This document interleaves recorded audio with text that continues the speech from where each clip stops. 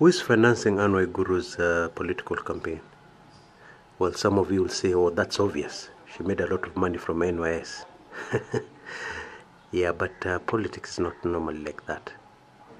Those who have been in politics long enough know that you never, ever, ever fund your campaign from your own funds or from your own pocket.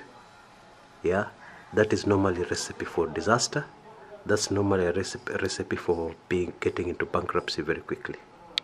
Traditionally, politicians in Kenya are financed by interests. Yeah, certain interests. You get the seat, this is what I'm going to get. And this is especially true with the governor of a county. Remember, as the governor of a county controls a lot of resources in the county, he controls the issuing of a lot of tenders in the county. Yeah, there's a lot of money coming out of counties. And therefore, it stands to reason that you do not expect somebody to stand for governorship and who has a good chance of getting the seat to be financing themselves. And not only that, the Kirinyaga case is especially interesting because of the other person who could beat Waiguru, Martha Karua. Now, people don't like politicians like Martha Karua. Or let me rephrase that. The power brokers who finance politicians don't like Karua types. Why? Because they're too straight. They're straight like a ruler. Karua has never been involved in any corruption scandal, any misappropriation anywhere. And she has had the chance to eat. Yeah? Karua has remained very consistent in her life, in her lifestyle. Everything about her is very consistent. These power brokers don't like that. They want somebody who can give them huge contracts, somebody who can give them huge tenders, somebody who can prioritize giving out the huge tenders and making money to serving the people. Now, Karua doesn't fit that profile. Okay? So I ask again, who is financing Waiguru? In case you didn't know, her campaigns are very well funded. In fact, on the ground, if you compare Waiguru's campaign and Karua's campaign is very poverty-stricken. Yeah? You get my drift. Waiguru is spending money, serious money. Yeah, big trucks, loud music, everything. T-shirts being distributed all over the place, posters. Wow.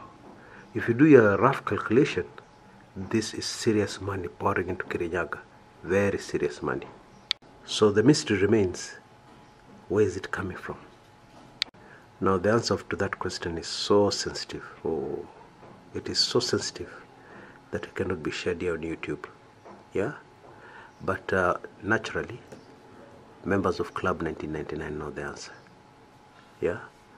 To be a member of Club 1999, just go to the description area of this video. You'll get details on how to be a member. Anyway, my heart goes out to Kirinyaga voters and Kirinyaga residents. I really feel for them. Because if Waiguru wins this race, things might not be very good for them. And many of them are coming out to support Waiguru in large numbers. You see, that's the thing about politics. We always get cheated. Yeah? They are the bigger interest than ourselves. They are the bigger interest than the projects we're looking at. And this is not only limited to Kirinyaga. It's limited to seats right across the country. Yeah? Now, while it is true this happens also in other countries, many other countries, the same thing happens because after all, it's politics. And politics is usually financed by major interests. Even in the US, what is supposed to be a mature democracy, yeah, the presidential race is financed by certain interests. Oil, yeah, very common in financing presidential campaigns because of the policy of the candidate. They look at the policy of the particular candidate and they see it's going to favor them, and they pour in money. And even the candidates themselves go out of their way with their policies. They have people around them and they say, okay, fine, this policy will attract financing from here. Yeah, this good policy of yours will attract financing from here. That's how it's done. That's what drives politics everywhere. But the sad thing is that in Kenya, the voter ends up losing big time.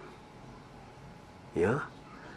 The resident of the place, of the county, ends up losing big time.